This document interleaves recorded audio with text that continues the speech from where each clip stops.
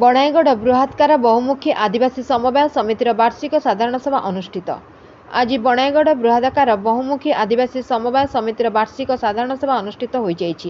ଏଥିରେ ମୁଖ୍ୟ ଅତିଥି ଭାବେ ସୁନ୍ଦରଗଡ଼ ସମବାୟ ସମିତିର ସଭାପତି ପ୍ରଦ୍ୟୁମ୍ନ କୁମାର ତ୍ରିପାଠୀ ଯୋଗଦେଇ ସମବାୟ ସମିତି ହେଉଛି ଚାଷୀମାନେ ବିନା ସୁଧରେ 1 ବର୍ଷ ପାଇଁ ଲୋନ୍ ନେଇ ସୁଝିଦେବା ସହିତ ଅଧିକ ମହିଳା ଗ୍ରୁପମାନଙ୍କର ଏହି ଯୋଜନାରେ ସାମିଲ କରିବା ପାଇଁ ଉପସ୍ଥିତ ସଭ୍ୟଙ୍କୁ ବୁଝାଇ କହିଥିଲେ।